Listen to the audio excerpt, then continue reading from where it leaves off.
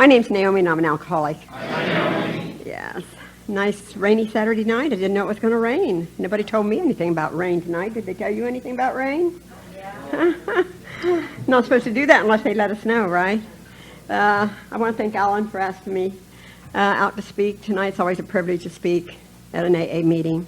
You know, it's I want to welcome the newcomer. I think there was somebody, I couldn't see if somebody raised their hand out there tonight, but if there's any newcomers sitting out there, and you're in here on a Saturday night, I bet it's not your MO to be doing this on a Saturday night, no more than it is anybody else sitting in this classroom, in this room. So if you're sitting in a room of Alcoholics Anonymous tonight, I want to welcome you. You're very important to us. You're very important to this program. I've got a bunch of old codgers like me sticking around, and pretty soon we're gone. There won't be any Alcoholics Anonymous unless we got newcomers. So welcome, and hopefully you'll make this your home group. This is a wonderful group of Alcoholics Anonymous. You know, the warmth in this room is just unbelievable. I've always felt that. I haven't been here for a long time, but I know Michael and Linda quite well, and been out here in past years to quite a few functions that this group's put on, and this is a wonderful, wonderful, warm. I just feel warm. And, you know, there just might be somebody sitting out there. I don't know if a newcomer knows why we identify or not, but to identify is hopefully that somebody out there will relate, one alcoholic talking to another alcoholic, and they'll relate to my story. So if I do not tell something that happened prior to me getting here, and you think I just walked into the doors of Alcoholics Anonymous and finally, and just in a few weeks had it all together and was on that rosy road, you know, to sobriety and living a wonderful life, it's not the way it worked for me, and I don't think it's the way it works for most of us when we get here. There's a lot of ups and downs and ins and outs when we get here. My God, you know, I got here sicker than most, I believe. I believe I was a last gasper. I believe I was going down in a sea of alcohol, and that I was drowning. I was drowning, and I was dying about as much as anybody. I heard our young fellow that shared just a little bit ago what kind of condition his body was in, his physical self. You know, he didn't talk a whole lot about that emotional and that mental self, but oh my God, that's where 95% of our disease rests, you know, is in that mind of ours. And I heard somebody share that about that strong self-will. Our first little gal shared about that strong self-will of hers, and you know, and how it got her in trouble. You know, and my strong self-will, you know, my will, I always wondered what my will was, you know, until I got into the book of Alcoholics Anonymous and started, I don't like to say working the program, you know, because it said if you're willing to take certain steps, and it says take, it doesn't say work. It says if you're willing to take certain steps, you know, then come and join us on this broad highway. And so when I take the steps, it lets me know that I'm going to find out things about me that I don't know, and that told me what my will was, and I didn't know my will versus God's will. And I found out that my will was my old thinking and my old ideas, all my old prejudgments, prejudices. That's Naomi's will. That was my old will, and that's what I run on. All my old ideas and all my old thinking. Oh, wow. You know, that's all I had to go with, like anybody when we get here, was those old ideas and that old way of thinking, and all that stuff wasn't working for me, wasn't working at all for me. Like I said, I told you what kind of condition I was in when I got here. A little bit about my background before I jump right into Alcoholics Anonymous, because I love to jump right into Alcoholics Anonymous. It's by the grace of loving God and Alcoholics Anonymous that I'm standing up here in front of you tonight, sharing my experience, strength, and hope. One of the beautiful things about Alcoholics Anonymous is that it welcomes anybody. It doesn't matter how far down the road we have gone, like those promises say. No matter how far down the scale I've gone, I can see how my experience can help another human being. And I will not wish to shut the door. Neither I won't dwell on it morbidly, but I won't shut the door on my past either. And that's what it was like. That's my past, what it was like, and then what happened, and then what my life is like today. And what my life was like then was, I drank, when I first found booze at 15, I didn't take first drink, I took first drunk. And blacked out my first time. I don't remember going to the bar with my aunt. I started drinking blackberry wine, Mogan David 2020. in her little tiny living room, and she was a periodic alcoholic, and she introduced me to alcohol. And I just thought I thought she was a most wonderful lady. She wasn't like the little ladies in the church I grew up in, because my father was somewhat of a preacher, and then he kind of fell from God's grace, and because he was very, very rigidly right all the time and couldn't hold on to that. So I grew up with no alcohol in my home. Nobody drank, nobody smoked, nobody drank coffee, nobody said bad words. It wasn't okay to get angry. So I came from a family of real control, super, super control. If you're a little girl and you have all those things going on with you and you have to be so super controlled, you have got to bust out somewhere. And when I found alcohol, it allowed me to do that. I didn't know that you could feel so relaxed. I think I popped out of the womb rebelling at what was here. They say the cord was wrapped around my neck a few times, and I was a little blue when I got here, and I'm sure I popped out of there not liking it here. Not liking what was here. Just please put me back in there where it's warm and soft, and and I don't have to do anything, because I'm basically a very lazy person, and I don't like to work hard. In fact, I don't like to work at all. I do. I work, but that certainly wasn't my MO. I just wanted everything to happen and everything to be wonderful and everything to be real good without doing a whole lot. In fact, pretty near next to nothing. That's how I thought my life ought to go. Pretty near next to nothing is what I thought would be real neat. I thought that'd be real neat. And that little Ann of mine, she did things back then nobody in my church did. She smoked Chesterfield cigarettes. She drove a Roadster, with the top down. She wore those Myrna Loy, if anybody in here is old enough to know who Myrna Loy Cary Grant was, and those old movies they made back then. And she was Myrna Loy, and I thought she was the snazziest, razziest lady coming and going, and I wanted to be just like her. And when she offered me that first drink and she drank, I drank booze with her. And that was to start me off on a great journey with alcohol. Alcohol, I loved it. God, I loved that shit, It got me, made me who I wanted to be. You give Naomi a few drinks and she parties. You give Naomi a few drinks and she relaxes. You would give Naomi a few drinks and she could come out and play with anybody. I could come out and play. It released me and let me come out and play. And I didn't know how to do that. I didn't know how to come out and play. And somebody's going to ask me, even when I'm starting to get in real trouble with it, I think it was trouble right from the get-go, but I certainly didn't look at it as trouble. I looked at it as fun. I looked at it as good times, let the good times roll. I just wanted life to be one party. God, I loved to party. I loved them bars, loved to party, and loved to drink. And when I met the guy that was, we were going to have 4 children, and he liked to drink too. The drink married the drink, I believe. The booze married the booze. And we did manage to raise 4 kids. Went to the river and got a boat, and we did all those things that you do when you drink. Drinking, probably the booze went in the camper before the kids did. It was real important that you take enough booze so that you didn't have to buy any up there because it was too expensive. So we always made sure the booze went in the camper.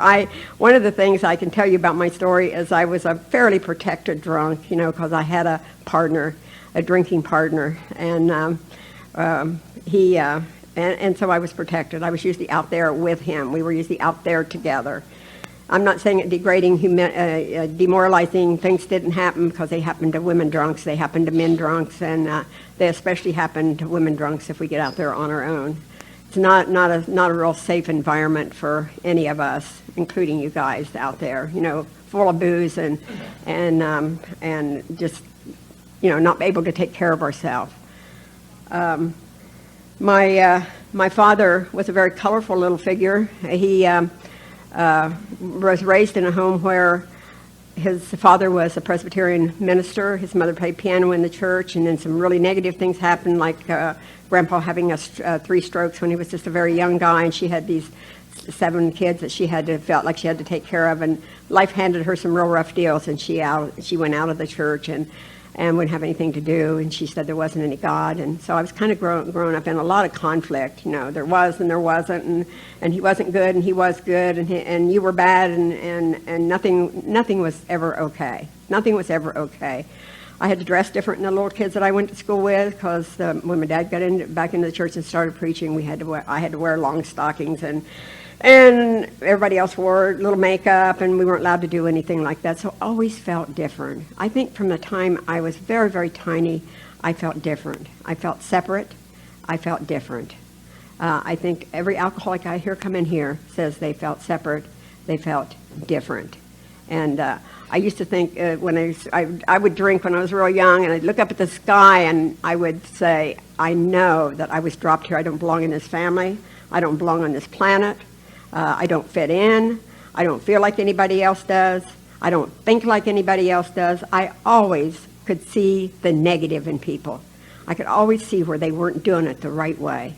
All my life, since I've been a tiny little girl, I could see how other people were not doing it okay.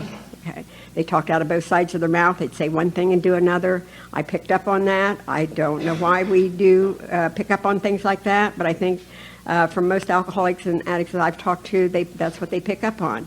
I don't think I ever deleted a negative from my memory bank, ever, from the time I was 2 or 3 years old. I remember my grandmother getting after me when I was a tiny little girl, and she would make this butter, and she would put it in a big old cupboard. It had one of those flower things on it. It went like this, and then it had doors that open, and she would make this big bowl of butter and oleomar. She would mix it together because it was cheaper back then, and times were hard.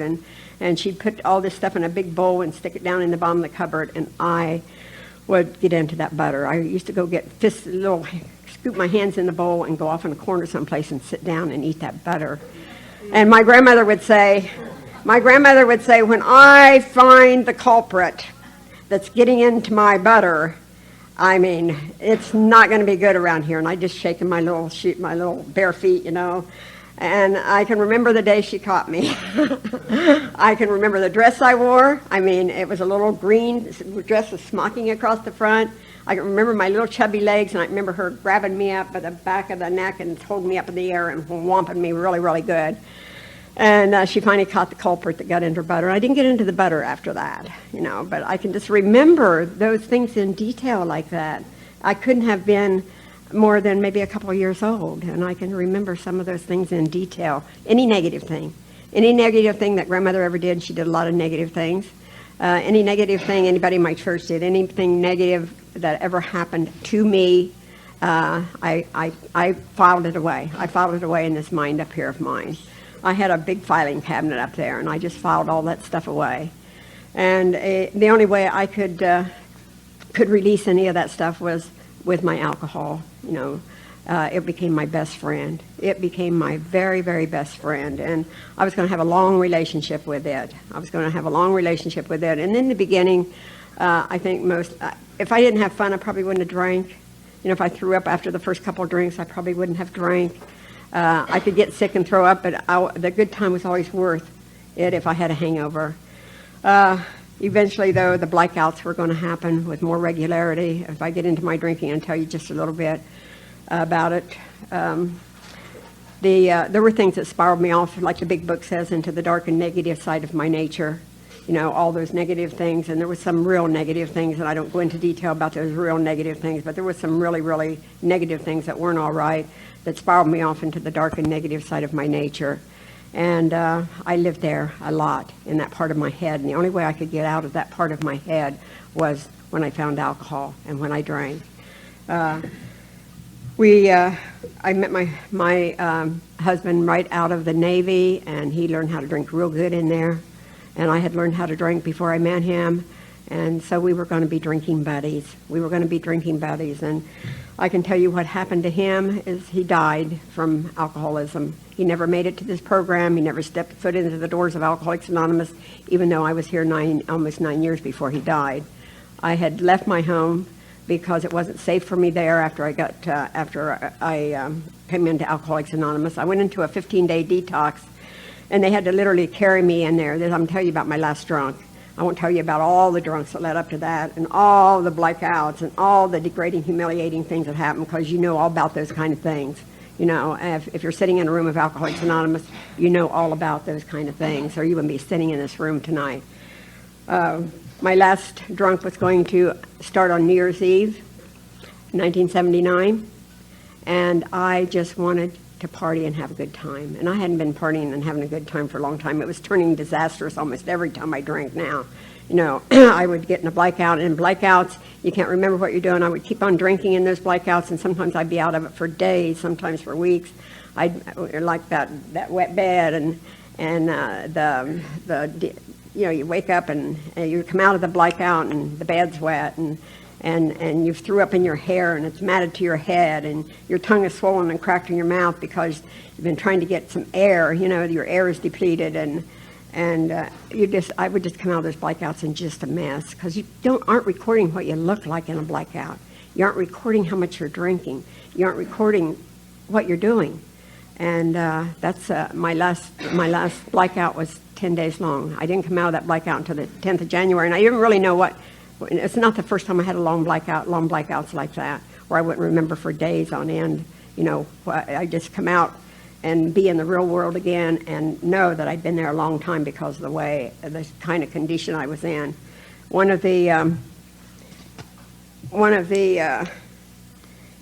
would swear off. I would say I'm never going to do that again. I would have periods where I would quit drinking for little periods of time, but I never knew how not to pick it back up again. I didn't have any clue what an alcoholic was. I hadn't a clue how you don't pick that back up again. I had a clue that I needed to stop. I needed to slow down. I needed to do it different. You bet your sweet Bippy it won't be that way again. I'll never do that again. All those things, this lady said. And she really meant them when she said them. And my head would tell me that I could do it different next time. It would lie to me. The big book of Alcoholics Anonymous says that is unsoundness of mind. That's the insanity it talks about in the second step. You know, I need God to restore me to sanity. And sanity is that maybe my brain won't lie to me anymore and tell me I can do it successfully. I can have one more. I can drink again, and it's going to be all right. I can have one more, just one more, and my little booze won't do it to me again. My best friend's not going to knock me down on my belly again and make me slither around and crawl around and puke and throw up and do all those degrading, dehumanizing things that alcohol will do if you drink it the way that I drank it. That last drunk was January of 1970, or December 31st of 1979, and I started. I just wanted to go to this party. It was a nice party, and just have fun like everybody else. And I told the little guy. Everybody knew I had a problem with alcohol now. All my friends and people knew, and they'd quit coming around when I'd go on my drunks, and my kids wouldn't come around anymore. They didn't want to see Mom like that. They couldn't bear to watch me, what I was doing to myself. My husband would get up and go to work in the morning and come home and drink himself into bed, get up and go to work. He was a functioning alcoholic. I don't know how that man did it. But I would get to where I couldn't function. I was not a functioning alcoholic. And when I come out of the blackout, I thought maybe he was in the bathroom shaving. I thought maybe it had been, maybe, because I could tell by the way I felt and everything, it had been a while. I'd been on this drunk for a while. And finally he went down and out the front and left for work. And New Year's was on Thursday that year, and so I knew it must be at least Monday. I didn't know until later that it was the 10th of January. So I'm going to be 23 the 10th of January in a couple weeks. If the river of sobriety doesn't run dry, and then one day at a time, and with the God I have in my life today and you people and Alcoholics Anonymous, I am so blessed. I am so truly blessed, to have found a way to go. When somebody says they're a grateful alcoholic, they carried me into the hospital. I crawled down the hallway. Let me finish that little story so I can get on. I crawled down the hallway after he left to go to work. When I went to get out of bed, I fell on the floor because my legs wouldn't hold me up. All the potassium's gone out of my body. I'm just a shaking dentist myself. And I would get to where I couldn't walk and I couldn't take care of myself. And I remember pulling myself on the carpet down the hall, out into we lived in a pretty nice house, out into the den, and thinking, God, how long have I been at it? How long have I been at it? Knew I couldn't hold anything down. I wouldn't be able to hold any food down or nothing down for several days. I knew that. So I went out and opened that refrigerator, and of course 2 other alcoholics lived there in that house too, and it was full of beer. And I poured a beer down out, and I thought, God, if I could just drink it slow enough. You feel like you've been out in the desert for days, and if I could just drink it slow enough, then I could hold it down, and it would make me feel better. That's the only thing that would fix me. It's just like a heroin addict. It's just like any kind of an addict. The only thing that was going to fix Naomi was some booze. That was the only thing that was going to keep me from doing this number here. You know, that was the only thing that was going to stop that from happening, and I knew it. And so I poured a beer down, and I drank it a little bit too fast. And I don't know if you've ever ejected beer or not, but I have. And it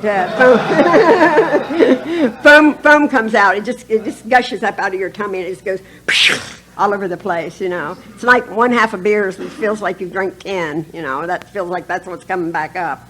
And so I knew I had to drink it slower, so I had this little magic thing I would do. I would count 1,001. I would take a drink, 1,002. I would take another drink, and if I could get up to the magic number of 1,011, then my tummy might turn around, and I might be able to keep that booze down.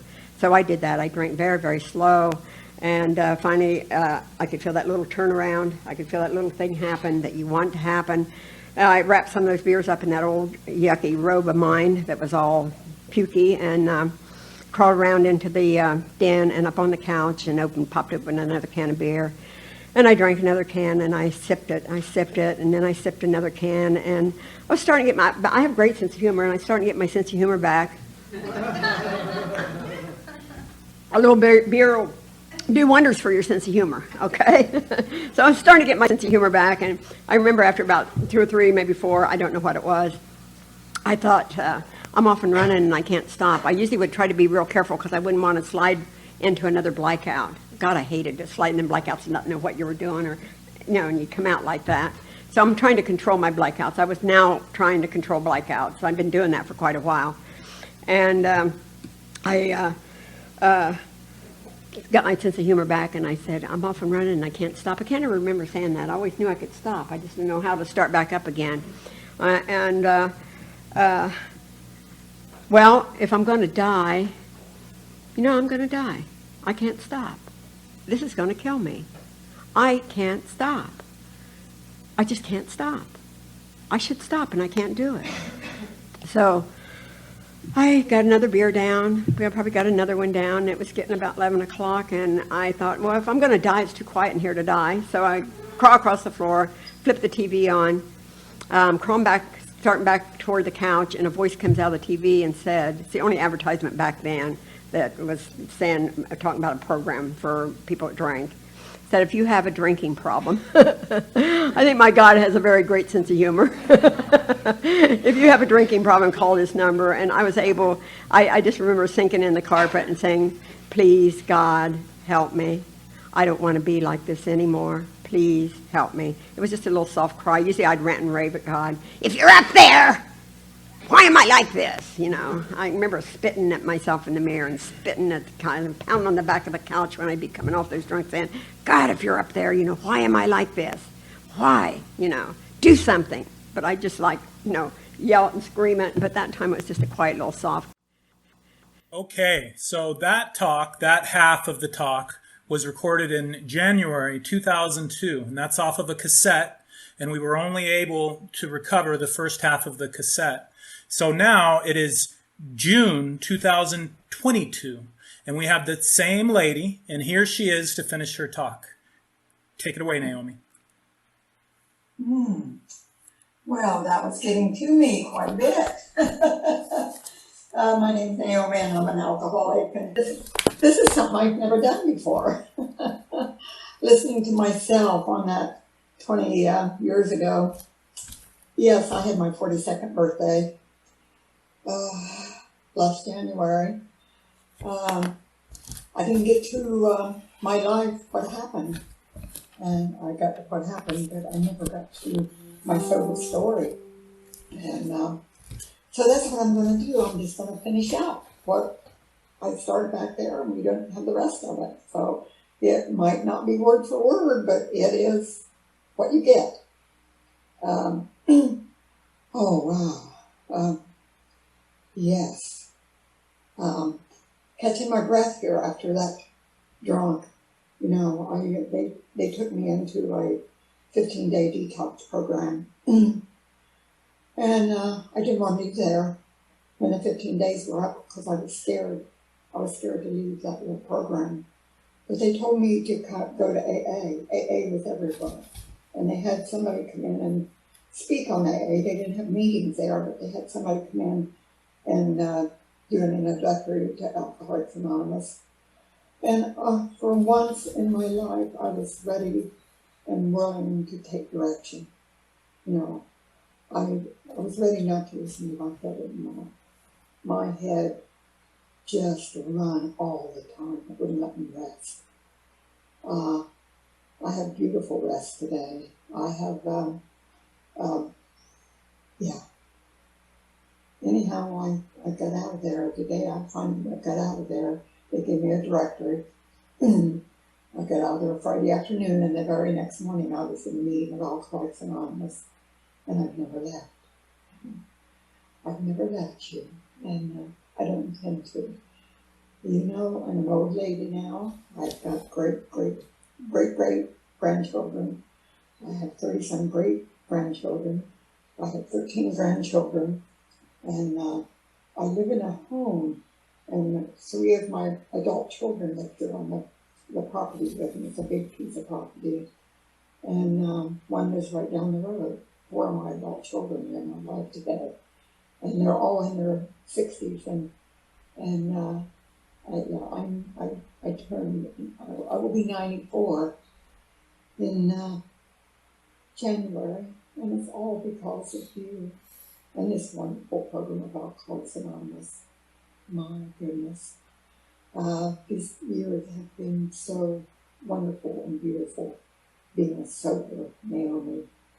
I want to talk a little bit about my recovery story, because when I got here at 20 years ago, I had a pretty good recovery story, but I was so into what it was like, what happened.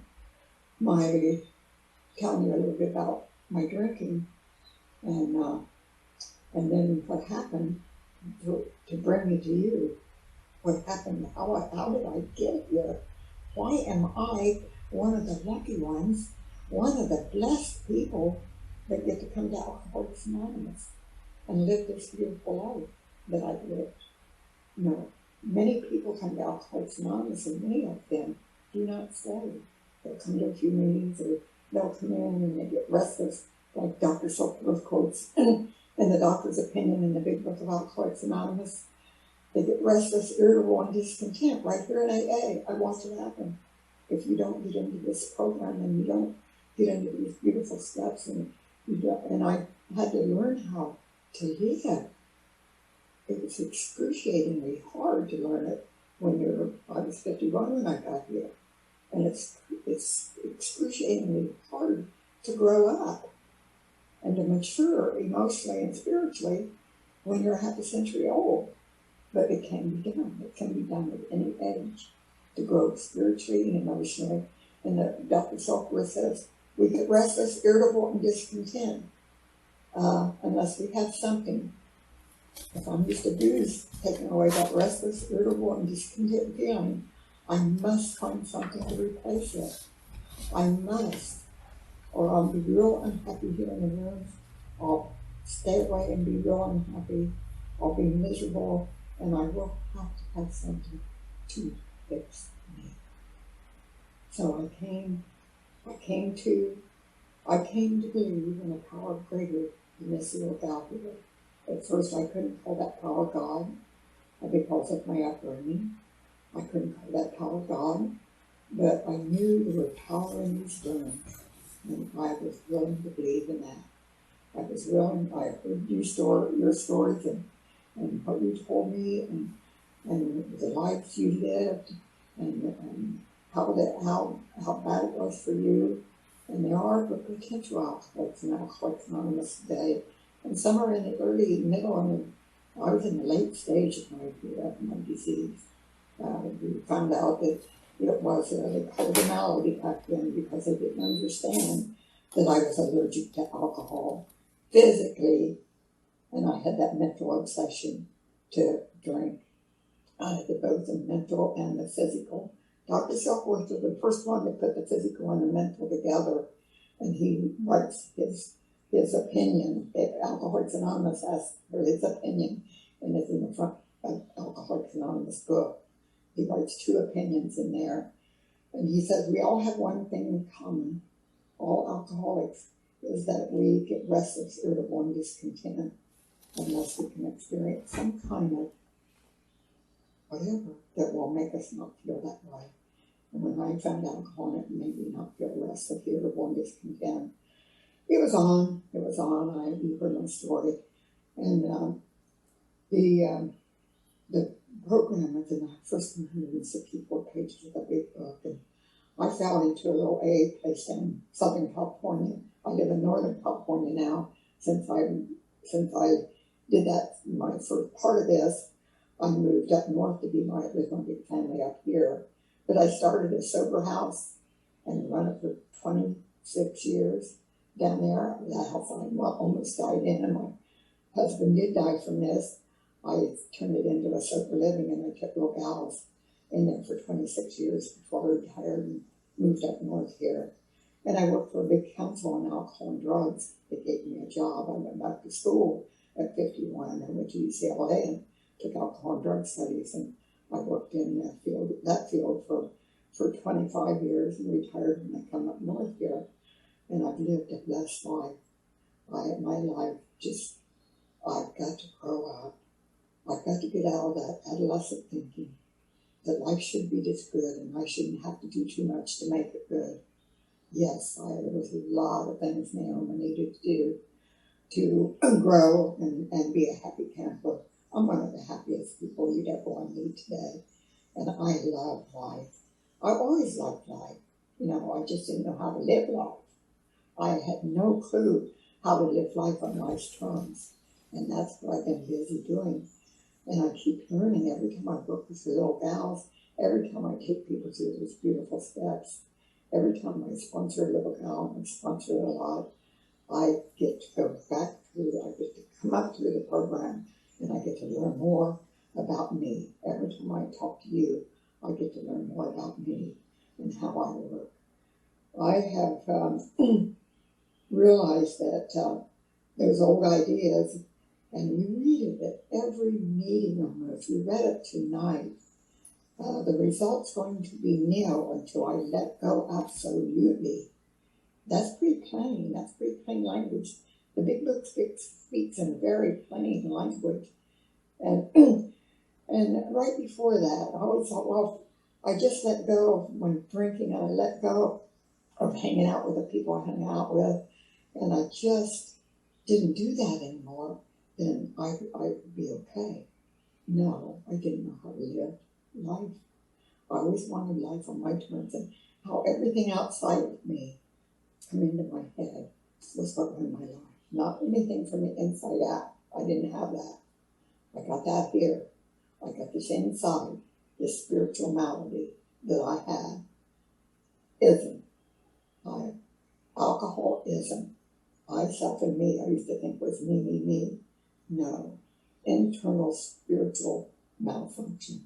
I had that at a tremendous level when I got here. And I didn't know how to live life on life's terms. I was always so disappointed in people, places, and things. You heard it in my story. And when I got here and started and took my inventory, not your inventory, not his inventory, not somebody else's inventory. They told me I needed to take my inventory when I did the 4th step. And I've been taking my inventory now for 42 years. And it's been quite a, oh gosh. I still take my inventory, and then not yours. That's not what I was put here for. And I was so judgmental, I didn't know how judgmental I was. I could always see everybody else's things that were okay with them. But to see this little gal here and why I was so unhappy, I couldn't see myself. And I learned how to look at me and how to change and how to do life on my terms and how to be happy, joyous, and free. I have lived a beautiful life in these 42 years. And I lived a beautiful life up to that 22 years I had, when I started this story. And I don't know if I'm the only one that gets to start a story 20 years ago and get to finish the rest of the tape or not. This is a whole new thing for me, and you get to join in on it with me. And I'm so glad you're here tonight to do that. And for the newcomers sitting out there, you're the lifeblood of Alcoholics Anonymous. Welcome, welcome, welcome. And to the ones that are suffering in and out of this program, welcome, welcome, welcome. Because we don't come in here and all of a sudden I just learned how to live. I didn't know how to do that for 51 years. I mean, I'm not going to just learn how to live in the first 2 or 3 years, or the first few years being here. It's taken me little bit by little bit. Give yourself a gift of time. If you're here sitting in this room, in this Zoom meeting tonight, give yourself a gift of time. Get a sponsor, get somebody to help you through these beautiful steps. I have a life beyond my wildest drunken dreams. And I have, sometimes I pinch myself to go, ooh, is this really real? Sometimes my life seems so unreal, but I got used to the good things in life, and I got used to it. I got accustomed to not taking my inventory so negatively, and I don't fall into that guilt and shame anymore that I used to in the first years I was here. Even I would remember something and go, oh my God, oh, I don't want to even remember that, or I don't even want to talk about that. The more you get to know me, the better I work. The more I get to know how this head of mine works and how slowly I learned to put new ideas and new thinking up here and start going by the new thinking and the new actions. Very slowly I started changing. I got new tools. I said I had a rusty old toolbox for life when I got here. And I got a new toolbox it's called 12 Steps. And I put those new tools to work with your help and the help of the big book and the help of the 12 and 12 and the help of a lot of people who had done it before me and the help of my sponsors. I got new tools in that toolbox, and I started going by new thinking. My old ideas started changing into new ideas. And I couldn't go by them 100%. The only step I did 100% was the first half of the first step after I got here. Because I was the last gasper going down in a sea of alcohol. And it's much harder, I believe, for somebody that gets here and they haven't went that far down there. They got off of the train of alcoholism before they went to the end of the line and started laying tracks of its own. And I kept on going on my tracks of my own, way beyond where a lot of people have to go. If you can see, if I can get a little gal or a little person to see, they're in that progression. If they've only been drinking 1 year, if they've only been drinking 10 years, if they're in the first part of the ringer of life going downhill, or they're in the middle part of that, if you can get them to see that they're in that progression, that I have an allergy to alcohol, and I learned that here. Dr. Silkworth talks about it. He believed we had an allergy of the body, and they called it a phenomenon because he didn't understand. They didn't understand it. But he believed we had an allergy of the body and an obsession of the mind. So it was mind and body, and that was the first time the mind and the body was ever put together. Never was put together. Turn back to biblical times when people got in trouble with alcohol for eons. And those two things, it was always, I thought I was going crazy, and people thought we were nuts, and people thought all we had to do was use willpower, and all we had to do was just say, I'm not doing that anymore, I'm not doing it, or just, like I said, just drink a beer now, and don't put the hard stuff with it, or don't put the drugs with it, or don't do this, or don't do that, and none of that was going to work with this lady here. I have a disease, and once I put alcohol in me, it sets up a craving for more of the same. And I didn't know that. Only about 10% of us drink have that. And it sets up a craving. I don't have the enzymes they found out in the 50s when they learned how we metabolize alcohol, and I don't have the enzymes to metabolize alcohol, and I didn't know that. And when I put it in my body, it turns into a substance that says, oh, give me more of that stuff you just put in there. I want another one of those. And then it sets up a physical craving. I didn't know that when I got here. And then I had the obsession of the mind that I could not be drinking. And then, for no reason at all, because I'm an alcoholic, it sounds like a good reason for me to drink, even if I'm trying not to, or even if I try not to pick it up, or even if I swore off forever and ever without a solemn oath. I always wanted to keep my ace in the hole. I just wanted to cut back or cut down or not do it that way anymore. And I was totally incapable of doing that once I put the drink in me. So they told me the first one that does it when I got here. I didn't know that. I thought it was this 10th or the 20th or whatever, but I didn't know it was the first one. If I don't put the first one in me, it won't set up that physical craving for more of the same. And Naomi's off and running, and she can't stop. So if I don't take that first one, then that won't happen to me. But the mental thing, that is a whole different story. Because without me growing spiritually, and don't talk anything about religion, I certainly didn't grow religiously. Without a spiritual awakening, without spiritual growth, without maturing from that little adolescent thinking that I had when I got here, I just wanted things to be good and didn't want to have to do too much to make it good. I just wanted life to be fair. I wanted you to be fair. I wanted everybody in the whole world to be fair and to do it right. That's what I wanted when I got here. I never could look inside of me to see why I was unhappy. And we build this program from the inside out, not from the outside in. It's not anything out there that's going to fix this little gal and how this head works up here. I've got to be able to take in things and change how this works up here.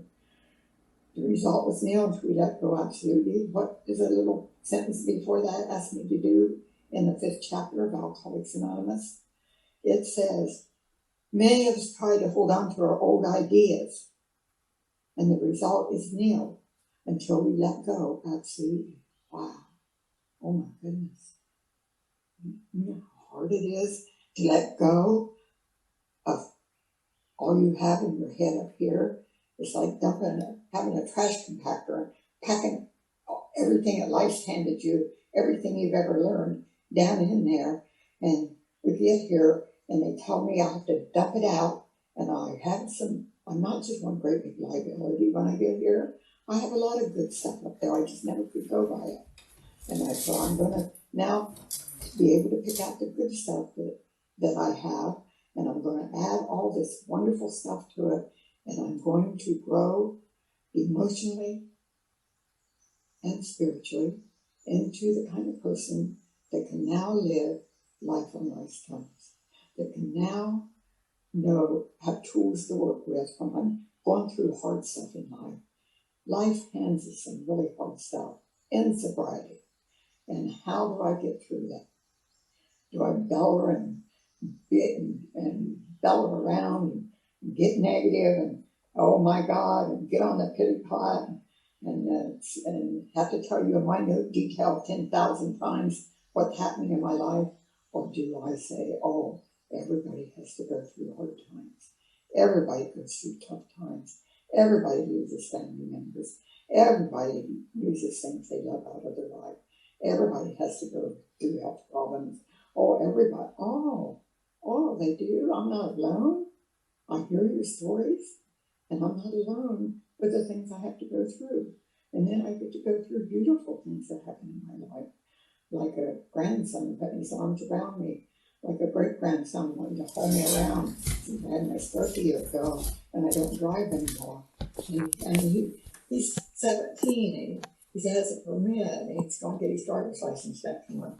But he was glad to be taking grandma, his great-grandma, here or there. He even went to 3 meetings with me and went in and shook people's hands and talked to them. So he knows a little bit about you. He might need you someday, and I want you to be here if he needs you. I want you to be here for my grandkids. I want you to be here like I could never be for my adult children. Yes, I have 2 children that came into the program, and I have 2 that never had a problem with alcohol because they saw what it did to their dad and me, and they chose not to drink, so that couldn't happen to them. And if you just stick around, and you go through this process, you get to grow up, you get to mature, you get to be spiritually whole, and you get to have a happy, joyous life. But it's not learned overnight. It takes time. Give yourself the gift of time to do this.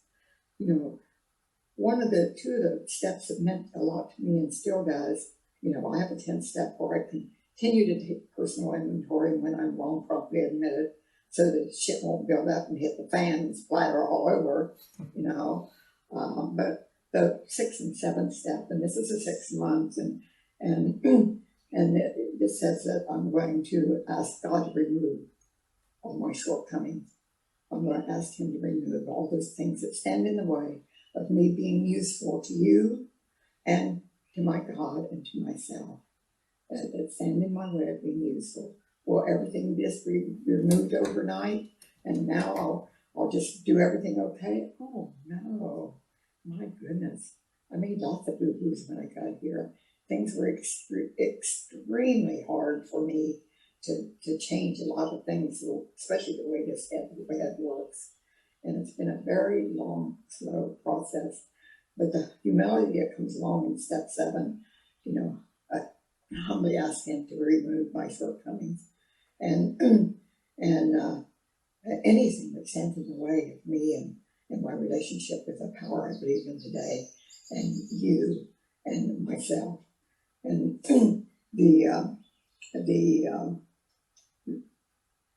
the beautiful 3 steps in the end, working with others, giving this program away. Yesterday with Alcoholics Anonymous' 87th birthday, and it was Founders Day, so I celebrated the joy of having it here when I got here, waiting and ready for me, and I found it, and I don't know what time it is, at 8:34, so, I believe I'm supposed to be done about 8:30, so you guys can have time to share a little bit. So I'm going to try to wrap this up out right now, and I'm going to tell you, I'm going to quote something to you that was in a little book I called Eye Opener, because I read my spiritual stuff in the morning to get started. I try to tell myself what I'm grateful for. I have my little girl share every day that I sponsor some of the things they're grateful for. We start our day out that way. It's a good way to start your day. If anybody out there feels like you don't have anything to be grateful for tonight, hold up your 2 hands. Wiggle your fingers. Oh, wow. 1, 2, 3, 4, 5, 6, 7, 8, 9, 10. 10 things to be grateful for. My fingers. Nobody had to dress me this morning. Nobody had to wipe my butt when I went to the bathroom today. Nobody had to, wow, 10 fingers. There's people who don't have that. They don't have that. I woke up this morning. That was something for me to be real grateful for. And when I woke up and I put my feet over the side of the bed, I could stand up. This whole people can't do that. And when I stood up, I could walk. Wow, this whole people can't do that.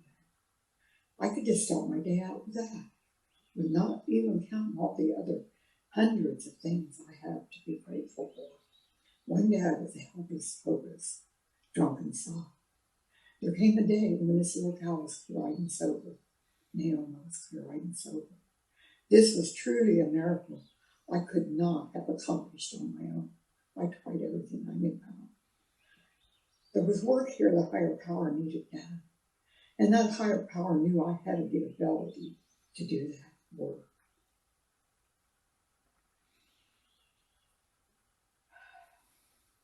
That's the only reason I'm here. I have the ability to do that work. If you're sitting in a meeting of Alcoholics Anonymous tonight here, you have the ability to do that work.